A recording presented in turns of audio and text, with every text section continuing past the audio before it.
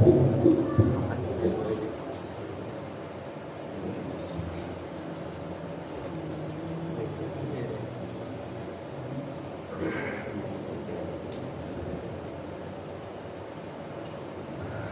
حول ولا قوة إلا بالله العلي العظيم. أعوذ بالله السميع العليم من الشيطان الرجيم. بسم الله الرحمن الرحيم. لا إله إلا الله العظيم الحليم. لا إله إلا الله رب العرش الكريم. حسبنا الله ونعم الوكيل. نعم المولى نعم النصير.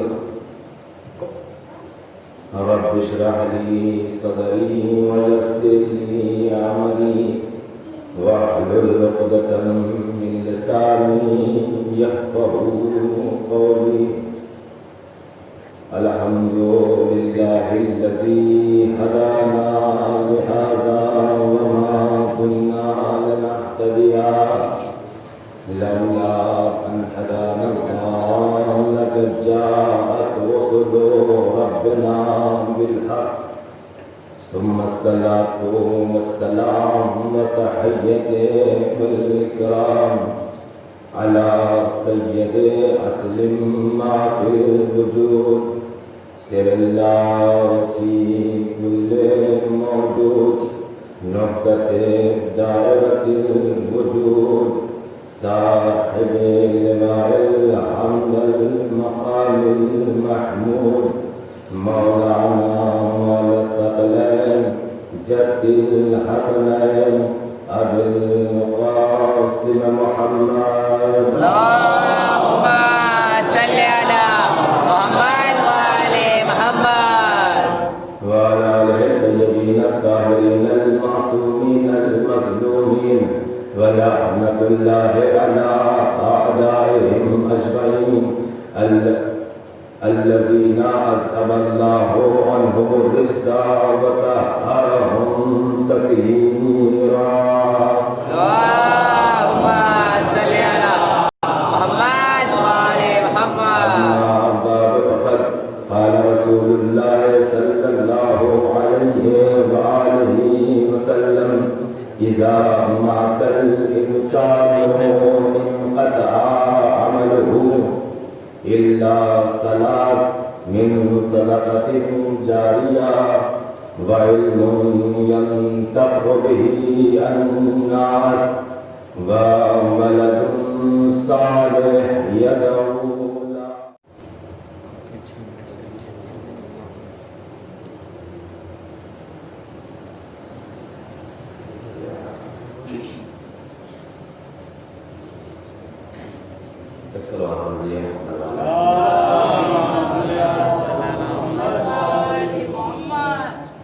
محترم مولا کے چاہنے والے اور ماتم ناران سید الشہداء علیہ السلام، ماہ محرم کا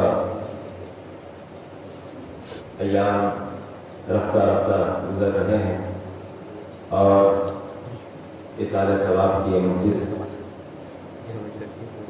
کچھ باتیں ایسی ہونی چاہیے مجلس میں کہ جس کا ثواب مرحومین تک بھی پہنچے اور حاضرین تک بھی کوئی بات مفید ایسی ہو کہ جو ان کے حق میں بھی مفید ہو، دنیا میں بھی کام آئے اور آخرت میں بھی کام آئے۔ سوال یہ ہم سے کیا جاتا ہے کہ آپ اِصال ثواب کے نام پہ سب سے پہلا جو اہتمام کرتے ہیں وہ مجلسوں کا اہتمام ہوتا ہے۔ بہت توجہ، جو سب سے پہلا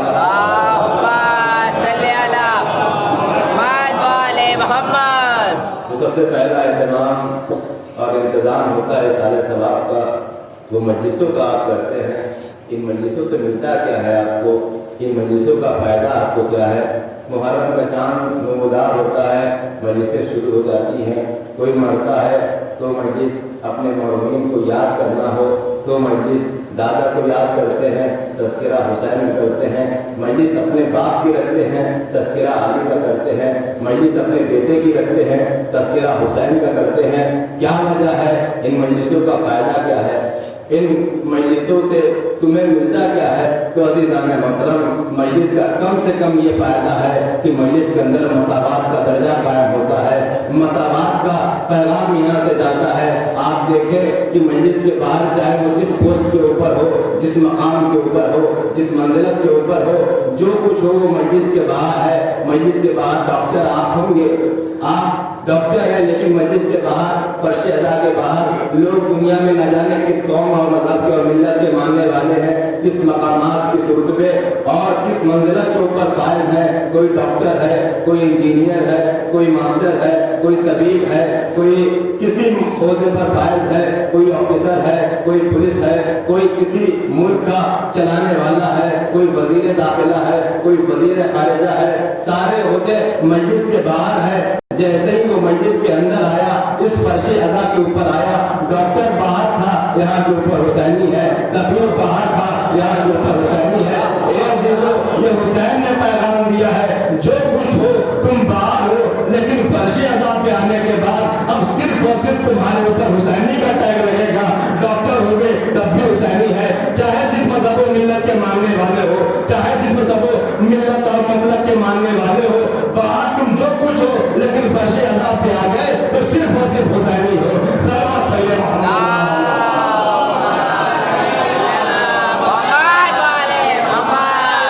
तो ये फर्श अदा ने हमें ये मेयार बख्शा है। इस फर्श अदा ने हमें बताया है कि यहाँ के आने के बाद सब बराबर हो जाते हैं। कोई गरीब होगा, कोई अमीर होगा, कोई बीमार होगा, कोई किसी मर्तबे पर फाइज होगा, कोई काला होगा, कोई गोरा होगा, कोई कम रंग होगा, कोई ज्यादा रंग होगा, लेकिन वो सब मजलिस के बाहर है। मजलिस के अंदर तशरीफ लेकर आ गए, आप उस फर्श अदा पे आ गए तो जहाँ फातिमा बैठी है वही आपके ऊपर बैठे हैं, जहाँ रसूल बैठे हैं वही आप बैठे हैं, जहाँ के ऊपर अंबिया बैठे नहीं। ये शरफ आपका है। आप अपने घर में होते हैं तो न जाने आपके साथ कौन बैठा है। कम से कम फर्श अदा के ऊपर इतना तो यकीन है कि यहाँ के ऊपर अंबिया बैठे हैं, यहाँ के ऊपर असुरा बैठे हैं, मलाइका बैठे हैं। हुसैन ने हमें शरफ दिया है कि हम उस मकाम के ऊपर बैठे हैं जहाँ के ऊपर अंबिया बैठने से घबराते हैं, जहाँ के ऊपर असुरा बैठने से घबराते हैं। क्या आपने नहीं सुना है इमाम सज्जाद ने फरमाया कि मैं वहाँ के ऊपर बैठा था जहाँ के ऊपर लोगों की जूतियाँ रखी हुई थी। साहिब ने पूछा मौला वजह क्या है, आपको फर्श अदा पे आना चाहिए था। आपने फरमाया नहीं, फर्श अदा के ऊपर मेरी जद्दा बैठी है। ये कैसे मुमकिन है कि जहाँ के ऊपर वो बैठी हूँ मैं बैठ जाऊँ? तो ये हमारा और आपका शरफ है कि हम वहाँ के ऊपर बैठे हैं जहाँ जन्नत के सरदार बैठे हैं, जहाँ खातून जन्नत बैठी है, जहाँ अली मुर्तज़ा बैठे हैं। सलावत पढ़िए मोहम्मद वाले।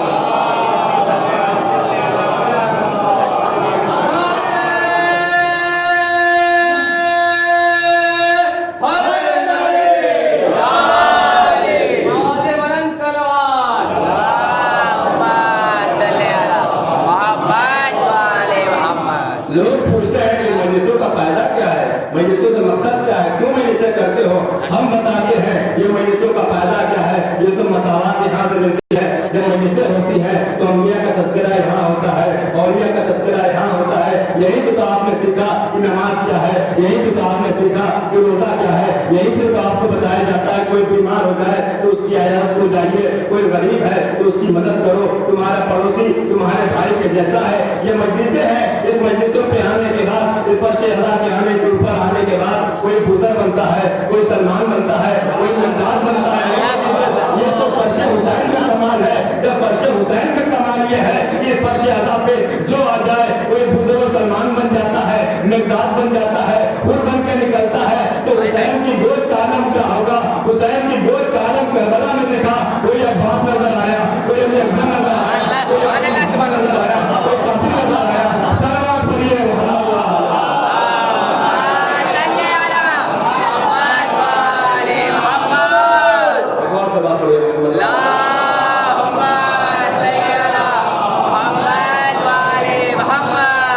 आप अजमत का पहचानिए मजलिस अज़ा की, इस फर्श अज़ा की अज़मत पहचानिए। बहुत अजीम है ये फर्श अज़ा, ये कोई मामूली जगह नहीं है।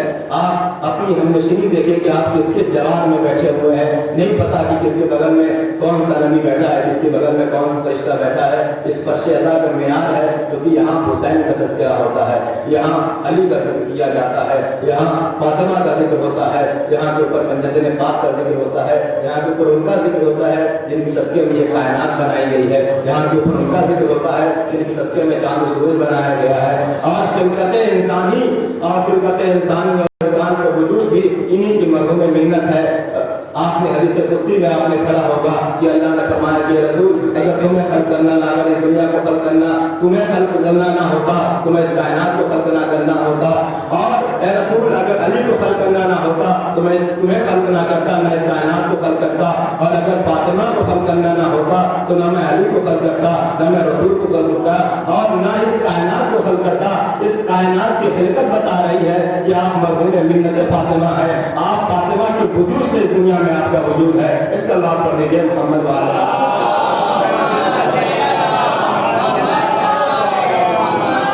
आप अज़मत पहचानिए इस फर्श अज़ा की। और अज़ीज़ान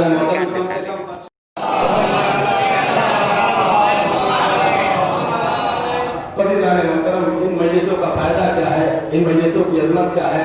जिस हदीस मुबारका को मैंने आपके सामने अपनी गुफ्तगू को उन्वान करार दिया है वो बहुत ही अजीब भी हदीस है और बहुत बेहतरीन हदीस है। हर इंसान के लिए सारे सवाब की मजलिस है, और मैं चाहता हूँ कि ये बात ज़रूरी है कि आप तक पहुँचाई जाए कि हुज़ूर अकरम सल्लल्लाहु अलैहि वसल्लम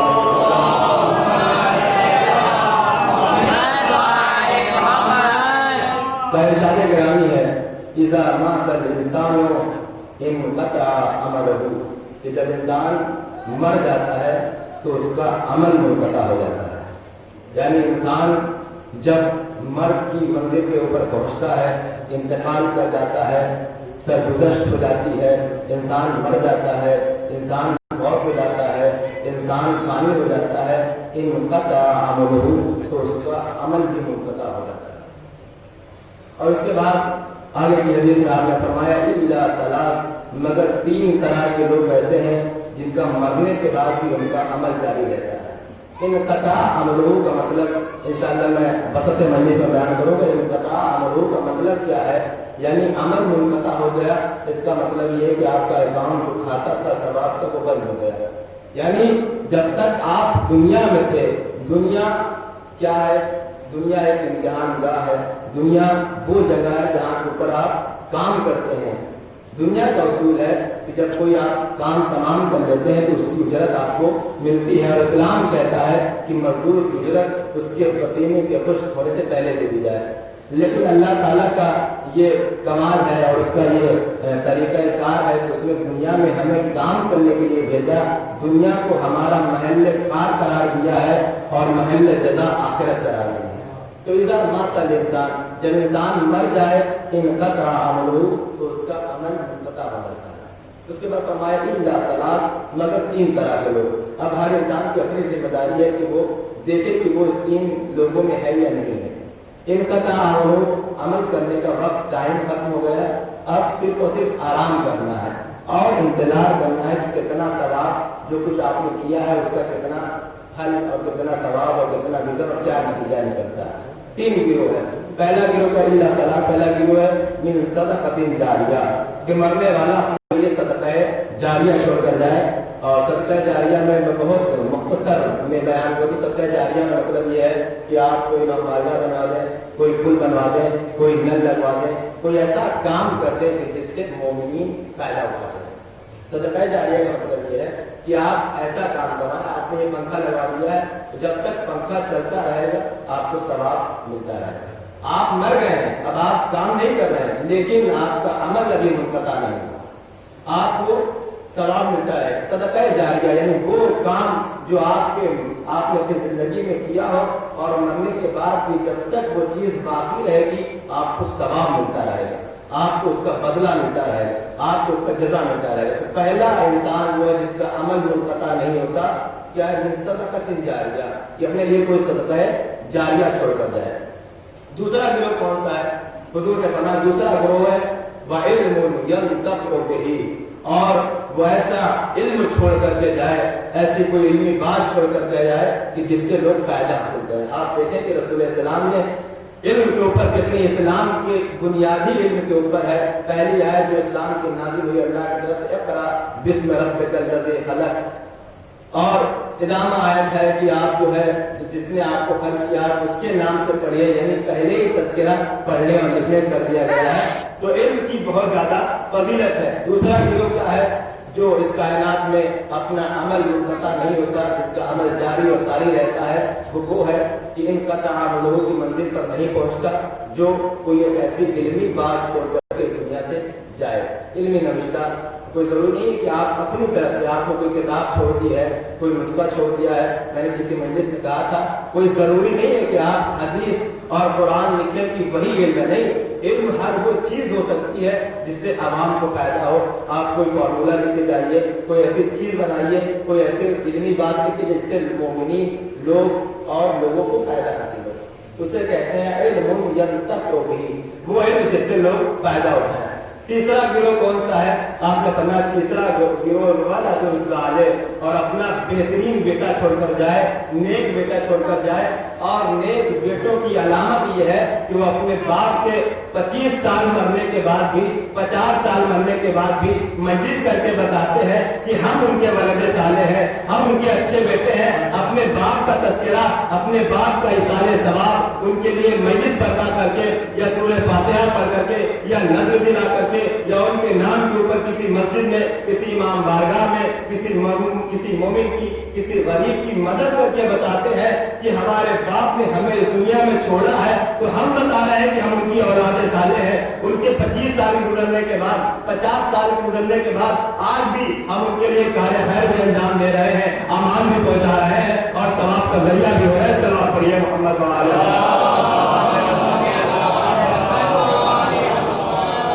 تو یہ حدیث کا مختصر ترجمہ آپ کے سامنے میں نے پیش کر دیا۔ اذا مات الانسان انقطع عملہ، کہ جب انسان مر جاتا ہے تو اس کا عمل منقطع ہو جاتا ہے۔ لیکن 3 طرح کے ایسے لوگ ہیں جو مرنے کے بعد بھی ثواب تک پہنچتا رہتا ہے، اور ایک ایصال ثواب کی مجلس ہے۔ ابھی رات کی میت اٹھی ہے، آپ نے دیکھا ہے کہ انسان مرنے کے بعد بالکل مجبور ہو جاتا ہے، پھر انسان اپنے لیے کوئی عمل نہیں کر سکتا۔ آئیے سب سے پہلے لفظ موت کے اوپر بحث کروں تھوڑی سی، کہ ہمارے یہاں موت کا جب لفظ آتا ہے، موت کا نام آتا ہے، تو ہمارے چہرے پر رنگ ہو جاتا ہے۔ لیکن یہ علی کے چاہنے والوں کو کم سے کم موت کے نام پہ چہرہ کھلنا چاہیے، مسکرانا چاہیے۔ کیوں؟ وہ میں بھی بیان کروں گا۔ علی کا، حسین کے چاہنے والے، زینب کے چاہنے والے، فاطمہ کے ماننے والے، اللہ کو دوست رکھنے والے، پروردگار عالم نے یہی یہودی سے کہا تھا قل ان حاضری کنتم ان زعمتم فانکم اولیاء للہ من دون الناس فتمنوا الموت ان کنتم صادقین۔ اگر تم اللہ کو اپنا دوست کہتے ہو تو کم سے کم موت کی تمنا تو کرو۔ اگر موت کی تمنا تمہارے اندر نہیں، اس کا مطلب یہ کہ تمہیں دوستی نہیں ہے۔ تو عزیزان محترم، موت کا لفظ ایسی ہے کہ انسان جو ہے موت کے نام سے تھرا جاتا ہے، کانپ جاتا ہے۔ لیکن اور حضرت امام جعفر صادق علیہ السلام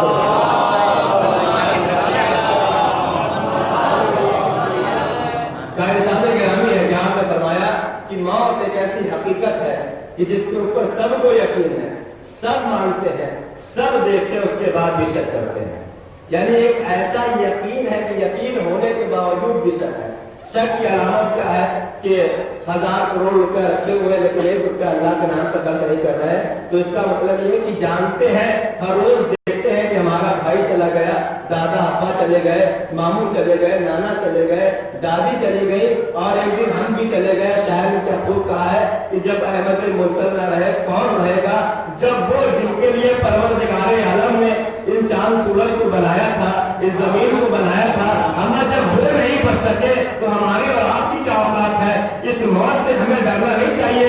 موت سے وہ ڈرے جسے خطرہ ہو کہ یہاں کے اوپر کام غلط کیے ہیں، یا موت سے وہ ڈرے جسے خطرہ ہو کہ ہم نے زندگی بھر علی سے منہ موڑا ہے، ہمیں زندگی بھر علی سے دور اختیار کی ہے، دوری کی ہے، وہ موت سے ڈرے۔ ہمیں موت سے نہیں ڈرنا چاہیے، کم سے کم ہمیں یہ سوچنا چاہیے کہ مرنے کے بعد سب سے پہلا چہرہ جو نظر آئے گا وہ علی ابن ابی طالب کا چہرہ ہوگا، حسن کا چہرہ ہوگا، حسین کا چہرہ ہوگا۔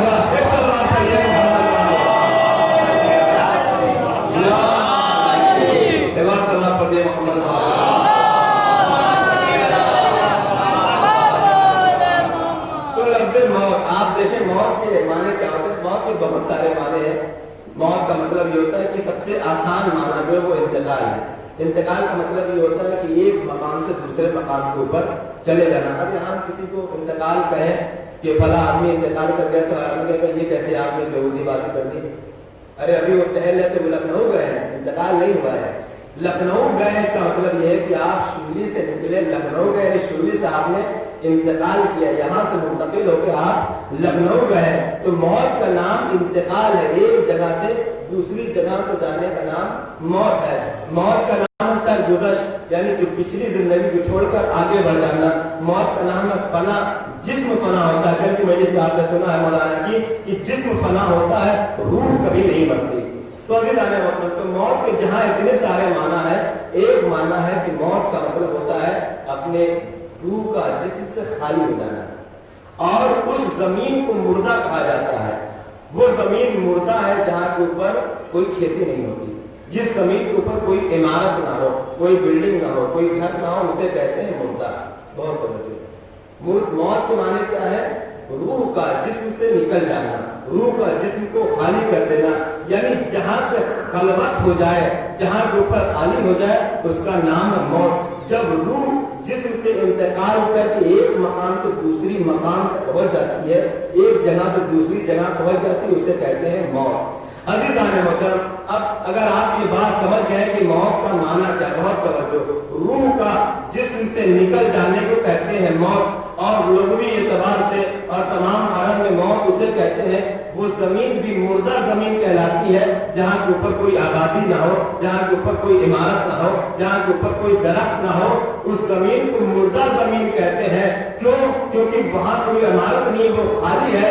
عزیزان محترم, جسم بھی خالی اگر روح سے ہو جائے تو جسم مردہ ہو جاتا ہے. بہت توجہ, اگر جسم روح سے خالی ہو جائے تو جسم مردہ ہو جاتا ہے, اور اگر دل محبت علی سے خالی ہو جائے تو دل مردہ ہو جاتا ہے. پروردگار عالم نے قرآن مجید میں ارشاد فرمایا کہ یاد رکھو جس طریقے سے جسم خالی ہونے کے بعد روح سے مردہ ہو جاتا ہے, عالم یہ ہوتا ہے کہ انسان چھو لے تو اس نے مسے میت واجب ہو جاتا ہے. جب جسم کا یہ عالم ہے کہ اگر روح نکل جائے, بہت توجہ, روح نکل جائے تو جسم مردہ ہو جاتا ہے. اسی طریقے سے اگر دل سے, ایمان سے, تمہاری نمازوں سے, تمہارے روزوں سے, تمہارے اسلام سے اگر ایمان نکل جائے, یعنی ایمان کا محبت علی, محبت اہل بیت نکل جائے تو ایمان مردہ ہو جاتا ہے. قرآن نے پکار کے کہا ان کی مثال وَلَهُمْ آذَانٌ لَا يَسْمَعُونَ بِهَا وَلَهُمْ أَعْيُنٌ لَا يَبْصِرُونَ بِهَا وَلَهُمْ قُلُوبٌ لَا يَفْقَهُونَ بِهَا.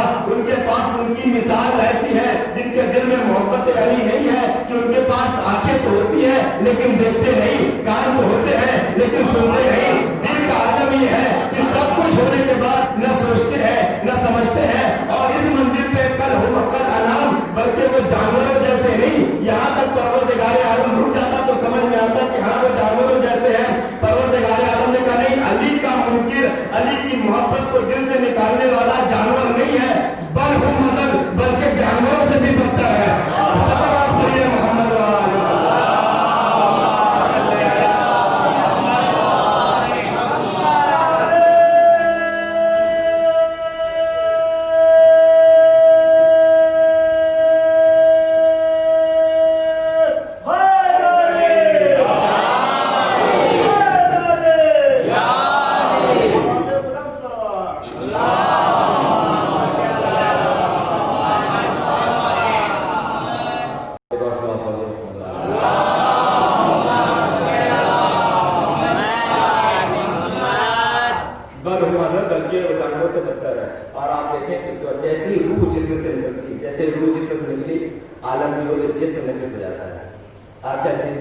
جتنے بڑے مومن ہیں, جتنے بڑے علامہ رہے ہوں, عالم رہے ہوں, صرف یہ درجہ شہید کا ہے کہ اسے غسل کفن نہیں دیا جاتا اور اس کی میت پاک ہوتی ہے.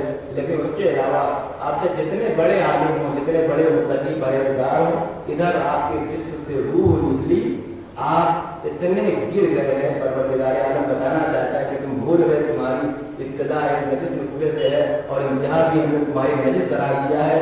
دو نجاستوں کے درمیان تم اتنا کر رہے ہو, غرور تکبر کر رہے ہو کہ ابتدا بھی نجس, انتہا بھی نجس, اور اتنے زیادہ نجس ہو, خود بھی نجس ہو, کوئی چھو لے وہ بھی نجس ہو جاتا ہے.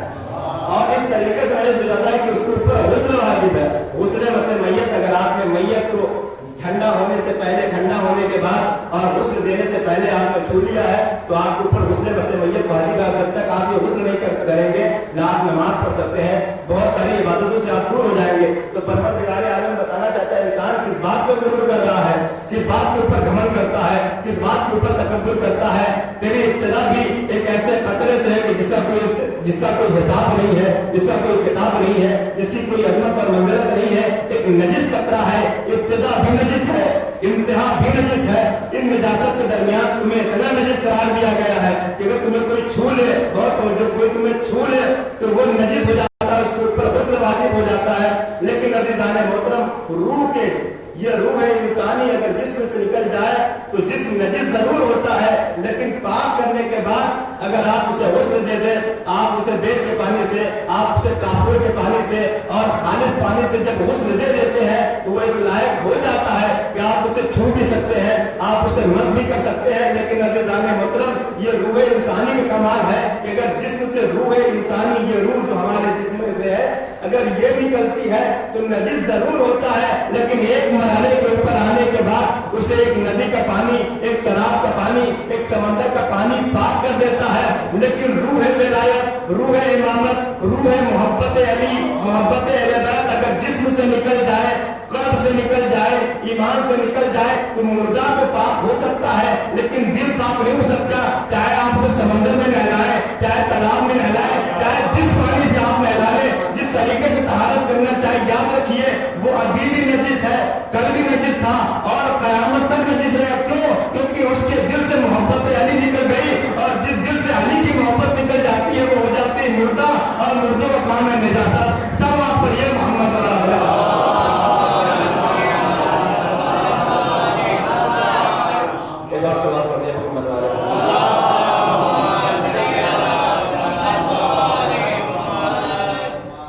پہچانیے.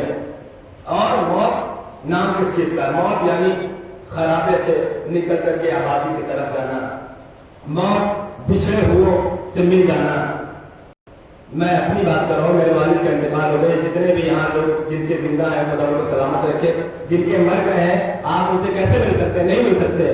مگر یہ موت ہے جو آپ کو آپ کے والد سے ملا دیتی ہے، جو آپ کو آپ کے مرحومین سے گزرے ہوئے لوگوں سے ملاتی ہے. موت کا کام کیا ہے؟ موت یعنی دنیا کے کثافت و قید خانے سے نکل کر آزادی کی طرف انتقال.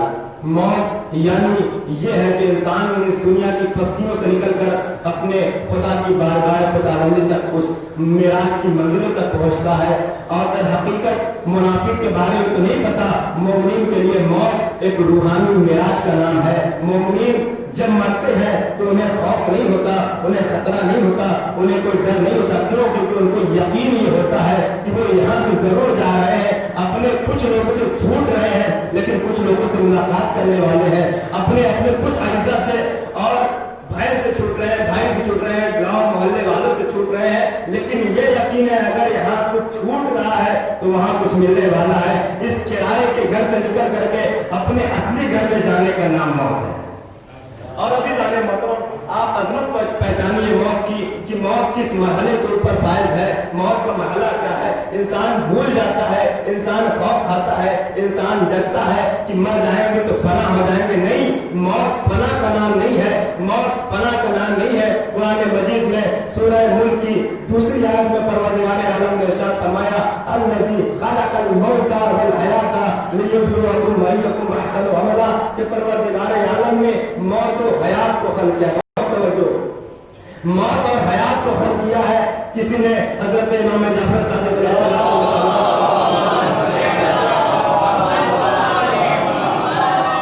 یہ سوال کیا کہ مولا پروردگار عالم نے پہلے موت کا تذکرہ کیوں کیا جبکہ موت بعد میں آتی ہے؟ حیات پہلے. بہت توجہ، حیات پہلے، انسان پہلے پیدا ہوتا ہے، مرتا ہے بعد میں. تو امام نے فرمایا عظمت بتانی چاہیے کہ زندگی تھوڑی سی ہے لیکن موت ہمیشہ کی ہے. پروردگار الذی خلق الموت والحیات، ہم نے موت کا تذکرہ اس لیے پہلے کیا تاکہ تم بھولو نہیں موت ہی اصل ہے. یہ زندگی تو چند دنوں کی زندگی ہے، تمہیں بھیجا گیا ہے ताकि तुम यहाँ वहाँ के लिए इंतजाम कर सको। तुम यहाँ के ऊपर रह करके वहाँ का इंतजाम करो कि तुम्हें वहाँ करना क्या है।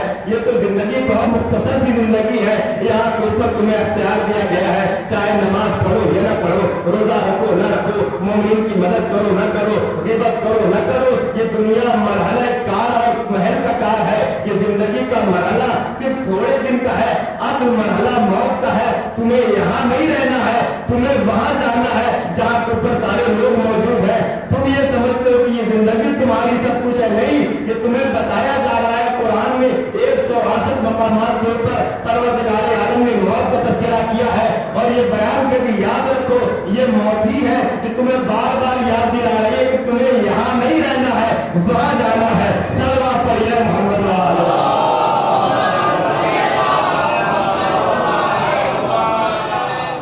और आप अंदाजा लगाइए, आप देखें कि मौत से लोग डरते क्यों हैं, मौत से क्यों डरते हैं, मौत से डरने की वजह क्या है। मौत से जो डरने का सबसे बड़ा सबब और रीजन ये है क्योंकि हमारे अमाल खराब होते हैं, क्योंकि हम डरते हैं, अपने पीछे इतना सब कुछ जमा कर लिया है, इतना सब कुछ इकट्ठा कर लिया है कि हम डरते हैं। आप देखें कि जब जो लोग हॉस्टल वगैरह में रहते हैं उनको ये अंदाजा होगा कि जिस रूम में वो रहते हैं या कहीं सऊदी वगैरह में सब अपने अपने रूम में रहते हैं, तो जिनके पास सामान ज्यादा हो जाता है या जो किराए के घर में रहते हैं, जिनके पास ज्यादा सामान इकट्ठा कर, ज्यादा किताबें हो गई, ज्यादा सामान जरूरियात के सामान ज्यादा इकट्ठा कर लिया है, तो वो डरते हैं और घबराते हैं कि कैसे रूम बदले, कैसे रूम चेंज करें। किराए के घर वाले बेहतर समझ सकते हैं कि वो सोचते हैं कि इतना सामान लेकर जाएं कैसे, बहुत तवज्जो। उन्हें ये डर नहीं होता कि वो उनका जाना मंगाना मुश्किल नहीं है। मुश्किल क्या है, सामान ज्यादा है, किताबें ज्यादा है, फ्रिज है, ये सारी चीजें ज्यादा है जो उनको बार भैया पता चला सामान लेकर के तुम इस मकान से उस मकान तक जाओ कैसे, तो उन्हें अपने बारे में खौफ और खतरा नहीं रहता। ये सामान है, ये उसकी मोहब्बत है, असास की मोहब्बत है, इस सरमाए की मोहब्बत है जो आपको एक जगह से दूसरे जगह मुंतकिल होने में रोकती है, डराती है। तो यही हाल मौत का, जितना ज्यादा हम दुनिया से जुड़ते चले गए, हम मौत से उतना ज्यादा डरने लगे कि अगर हम चले जाएंगे तो हमारे रुपयों को क्या होगा, हमारे पैसे का क्या होगा, हमने इतना घर बना लिया उसका क्या होगा, हमारी कार और उसका क्या होगा, हमारे बच्चों का क्या होगा, हमारी बीवी का क्या होगा। क्यों? क्योंकि हमने उनसे ज्यादा वाबस्ता हो लिया है। इस सब आप पढ़िए मोहम्मद वाले मोहम्मद।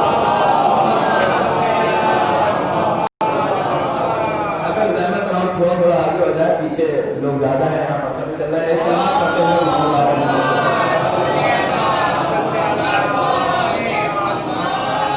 एक और सलाम पढ़िए मोहम्मद वाले।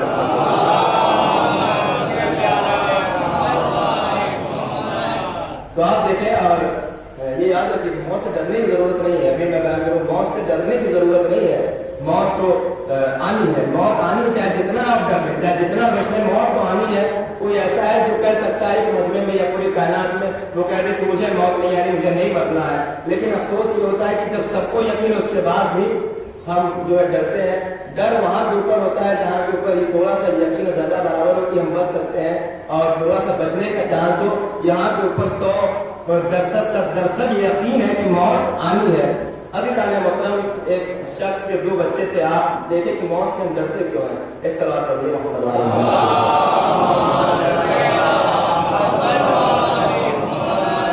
एक आदमी था, उसके 2 बच्चे थे और उसने अपने दोनों बच्चों को नया लिबास पहनाया और लिबास पहनाने के बाद कहा कि ये तुम्हारा कपड़ा बेहतरीन नया कपड़ा ही कठिन है, जाओ और ये चीज का ध्यान रखना कि तुम्हारे ये लिबास गंदा ना होने पाए। बहुत तवज्जो, जिसका लिबास गंदा होगा उसे सजा मिलेगी और जिसका लिबास साफ रहेगा, पाक रहेगा, बिल्कुल सही रहेगा, उसे मैं शाम को इनाम दूंगा।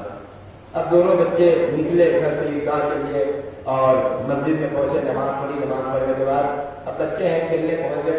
उसमें से एक बच्चा जो है कि आपकी ज़ियारत को जाएंगे, आपको ज़ियारत की जाएंगे, लेकिन इस बार जब वो आपकी ज़ियारत को उसने इरादा किया, वो आई, लेकिन रास्ते के सफर में बैन राह उसकी तबीयत खराब हो गई और ये हालत हो गई कि वो आने लायक नहीं है, वो किसी मकाम के ऊपर है। इमाम ने कहा जाओ, वो अब ठीक हो गई है और जाकर के उसको वापस लेकर जाओ। एक मरतबा वो पहुंची और वो पहुंचा शख्स अपनी बीवी के पास اور جیسے بیوی کے پاس پہنچا ایک مرتبہ اس بیوی اس نے کیا دیکھا کہ وہ ٹہل رہی ہے, آرام سے بیٹھی ہوئی ہے. اس نے پوچھا کہ تو بیمار تھی, تو مریض تھی, صحیح کیسے ہو گئی, تو صحت یاب کیسے ہو گئی؟ اس نے کہا کہ صحت یاب اس طریقے سے ہوئی ہوں, مجھے ایک شخص آیا, اس نے کہا کہ بال ایسے تھے, کھلیا ایسا تھا, آنکھیں ایسی تھی, ہاتھ ایسے تھے. اس نے آنے کے بعد آواز دی, ملک الموت بھی کھڑا تھا, وہ شخص بھی آیا. اس نے آنے کے بعد ملک الموت سے کہا کیا تجھے تیرے اوپر اور تمام ملائکہ کے اوپر, تمام انسانوں کے اوپر, تمام لوگوں کے اوپر اللہ نے ہماری ولایت کو واجب نہیں کیا؟ اس نے کہا ہاں مولا, آپ کی ولایت ہمارے اوپر واجب ہے. امام نے فرمایا, شخص نے فرمایا کہ اگر ہماری ولایت تیرے اوپر واجب ہے تو میں تمہیں حکم دیتا ہوں کہ اس کی عمر میں 20 سال کا اضافہ کر دو اور ابھی یہاں سے چلے جاؤ, تمہیں اس کی حیات کو قبض کرنے کا حق نہیں ہے. وہ شخص چلا گیا اور امام نے میرے سر کے اوپر ہاتھ رکھا, ایک دست شفقت پھیرا اور ساری بیماری مجھ سے دور ہو گئی. اور ایک مرتبہ پھر اس کے بعد وہ شخص, وہ عورت امام کو اپنے شوہر کے ساتھ امام کی خدمت میں آئی. جیسے اس نے امام کو دیکھا فرمایا کہ یہی وہ شخص ہے جو وہاں کے اوپر آیا تھا, اس کی آنکھیں بالکل ویسے جیسی ہے, اس کا ہاتھ بالکل ایسے جیسے ہے, یہ وہی ہے جنہوں نے ملک الموت کو حکم دیا تھا. اس نے آواز دی کہ ہاں یہ وہی ہے جعفر آل محمد, یہی وہ صادق آل محمد ہے جن کو موت کے اوپر بھی اختیار ہے, زندگی کے اوپر بھی اختیار ہے. ان کے گھر کا یہ عالم ہے کہ موت ان کے دروازے کے اوپر آ کر آواز دیتی ہے, اگر اجازت ہو تو گھر کے اندر داخل نہ جاؤ. سلام پڑھیے محمد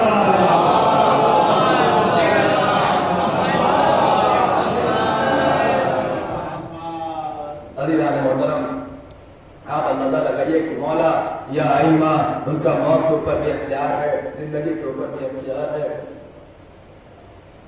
موت کے اوپر بھی اختیار ہے, زندگی کے اوپر بھی اختیار ہے. ہر اعتبار سے وہ اپنے کبھی لوگوں کو چھوڑتے نہیں, کبھی اپنے چاہنے والوں کو تنہا نہیں چھوڑتے. اور اماموں نے فرمایا تمہیں موت کی فکر کرنے کی ضرورت نہیں ہے, وہ فکر کرے جن کا کوئی ہادی نہیں ہے, جن کے پاس کوئی معصوم نہیں ہے. تم صرف مر جاؤ, تمہیں موت سے ڈرنا نہیں, تمہیں تو موت سے عشق ہونا چاہیے.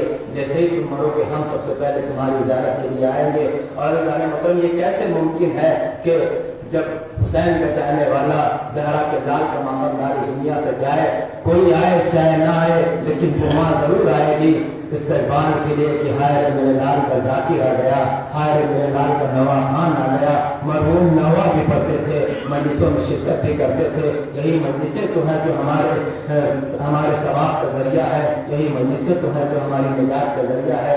اس وقت جب بھی کوئی حسین کا چاہنے والا اس دنیا سے جاتا ہے تو اہل بیت اس کے سامنے آ جاتے ہیں, ارے میرے لال کا چاہنے والا آیا ہے, میرے حسین کا ماتمدار آیا ہے, کیسے میں اس کو اکیلا چھوڑ دوں؟ یہ زندگی بھر میرے حسین کا ماتم کرتا رہا ہے, یہ زندگی بھر میرے لال کا ماتم کرتا رہا ہے. یہ سوارو ایک سال ثواب کی مجلس ہے, ایک بچوں نے اپنے باپ کی مجلس برپا کی ہے. ابھی کچھ دن پہلے استقبال ہوا, میری ملاقات ہوئی تھی محرم میں, میں نے ملاقات کی اور انہوں نے کہا کیا بتاؤں, اس بار بہت دل کرتا ہے نوا پڑھنے کا, لیکن ایسا مرحلہ آ گیا ہے, ایسا لاک ڈاؤن لگا ہوا ہے, ایسی مشکل آ گئی ہے کہ اب ہمارا جلوس بھی نہیں جا پائے گا, جلوس نہیں نکل رہا ہے. ہر مومن کے دل کی خواہش یہ ہوتی ہے کہ وہ حسین کا ماتم کرے, وہ حسین کا گریہ کرے, لیکن اس بار ہم سے اللہ نے پھر بھی ہمیں شکر کرنا چاہیے کہ دوسرے مقامات سے کم ہم اس لائق تھے کہ اپنی بہترین طریقے سے ہم نے مجلس سے برپا کی. خدا ان سب کو توفیقات میں اضافہ فرمائے,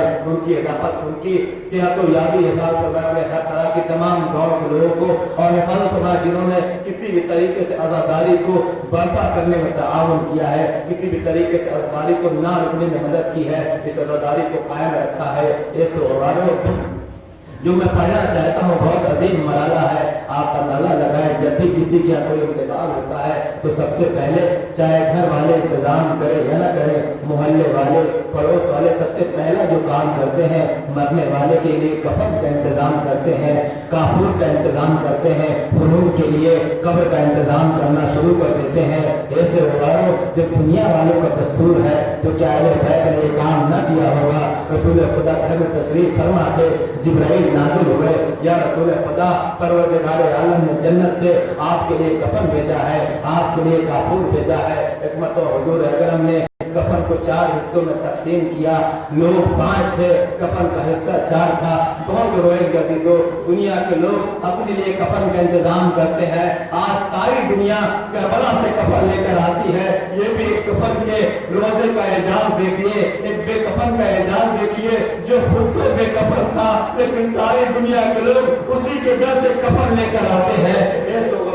एक मतवा रसूल ने आवाज दी, एक अली तुम मेरे पास आ जाओ, एक हुसैन तुम मेरे पास आ जाओ, एक हसन तुम करीब आ जाओ, एक फातिमा तुम करीब आ जाओ। एक मर्तबा आपने एक हिस्सा कफन का उठाया, एक हिस्सा काफूर का उठाया, अपनी बेटी के हवाले किया। ए फातिमा, ये मेरे हिस्से का कफन है, इसे जब मैं मर जाऊं तो तुम मुझे कफन दे देना। एक मर्तबा फातिमा ने कफन को देखा, आंख में आंसू आके, बाबा ऐसी बातें न करो। एक मर्तबा रसूल ने दूसरे कफन का हिस्सा उठाया, अली के हवाले किया, अली ये तुम्हारे हिस्से का कफन और काफूर है, ए मेरे अली तुम इसे अपने लिए इस्तेमाल करना। ऐसो गुआरो, अब कफन 2 बच्चा है, अफराद 3 है। एक मर्तबा रसूल खुदा ने कफन का तीसरा हिस्सा उठाया, उठाने के बाद फातिमा हसन के हवाले किया, ए मेरे लाल हसन ये तुम्हारे हिस्से का काफूर है, ये तुम्हारे हिस्से का कफन है, जब तुम्हें दुनिया से जाना तो अपने लिए इस्तेमाल कर लेना।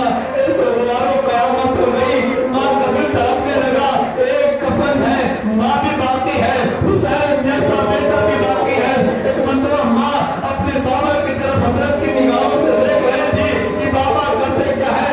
माँ है ना, मैंने सोचा शायद ये कफन मेरे बाबा हुसैन के हवाले कर दे। एक मर्तबा रसूल ने कफन उठाया, काफूर उठाया, उठाने के बाद फातिमा के हवाले किया, ए बेटी ये तुम्हारे हिस्से का काफूर भी है, कफन भी है। एक मर्तबा माँ ने कफन और काफूर को देखा, बाप के चेहरे को देखा, ए मेरा बाबा, ए मेरे हुसैन के लिए तो नहीं बचा, क्या मेरे हुसैन के लिए जन्नत से कफन और काफूर नहीं आया? एक मर्तबा माँ ने आवाज दी, ए मेरे बाबा, क्या मेरे बेटे के लिए जन्नत से कफन और काफूर नहीं आया है? रसूल ने अजीब जुमला कहा, ए फातिमा, अरे कफन और काफूर उसे दिया जाता है जिसे हुस्न दिया जाता है। ए फातिमा, तेरा हुसैन करबला के मैदान में 3 दिन तक बेगोरों कफन लाशा बना रहेगा, जलती हुई जमीन होगी और तेरा लंगाल का लाशा होगा, दौड़ते हुए घोड़े होंगे। ये दस्तूर है मोहल्ले वालों का, दोस्तों अहबाब का, जैसे ही कोई मरता है कफन का इंतजाम हो जाता है और बच्चों ने भी कफन का इंतजाम किया। बहुत बेहतरीन तरीके से कफन का इंतजाम हुआ, सब कुछ हुआ निराने मोहतरम और सारा इंतजाम हुआ। आप अंदाजा लगाइए कि एक बेटे के दिल की हसरत ये होती है कि उसके सामने उसका बाप मर जाता है तो वो अपने हाथों से कफन देता है, अपने हाथों से गुस्ल देता है। और अजीजो आलम तो ये है, आलम तो ये है कि उसके दिल की ख्वाहिश होती है कि उसके बाप के कफन में किसी दूसरे आदमी का पैसा न लगे। वो हाथों को जोड़ करके अपने दोस्त से, अपने अईज़ा से, अपने रिश्तेदार से कहता है कि मेरी गलत की गवारा नहीं करती कि मेरे बाप के कफन का पैसा तुम दो। ऐसा जब आम लोगों का ये हाल है, अरे सैयद सज्जाद के दिल में होगा, अरे जब 11 मुहर्रम आई है, एक मर्तबा चेहरे का रंग रोने लगा, ज़ैनब ने आवाज़ दी, सैयद सज्जाद चेहरे का रंग सैयद सज्जाद ने कहा, अम्मा क्या आप देख नहीं रही है मेरे बाबा का लाशा जलती हुई जमीन पर पड़ा है? अरे हाय सैयद सज्जाद जैसा जवान बेटा और बाप का लाशा जलती हुई जमीन के ऊपर बेगोरों कफन पड़ा। जज़ाकुमुल्लाह खैर जज़ा। बस आखिरी मरहला में जहमत को मैं तमाम कर रहा हूँ। ऐसे ये मसाइब बड़ी अजीम मसला है, ये मसाइब बड़ी अजीम चीज है। मरहूम का इंतकाल हो गया, मरहूम की एक बेटी भी है और बेटियों का आलम ये होता है कि दुनिया घर में सबसे ज्यादा जो अपने रिश्तेदारों में मखसूस होती है, अगर बेटे अपने माँ से ज्यादा मुतरिक और मुंसलिक होते हैं तो बेटियां अपने बाप से ज्यादा चहेती होती है। बेटियां वो होती हैं जब बाप घर में शाम को आता है तो सारी शिकायतें करती है। मरहूम की भी बेटी है, मैंने देखा बहुत गिरिया कर रही थी। और बेटियां वो है जो अपने बाप का गम मनाते हैं। अगर घर में बेटियां ना हो तो गिरिया नहीं होता, अगर घर में बेटियां ना हो तो पता नहीं चलता किसी का इंतकाल हुआ है। अरे अली का भी इंतकाल हुआ था, उस ज़ैनब उम्मे कुलसूम की आवाज जैसे ही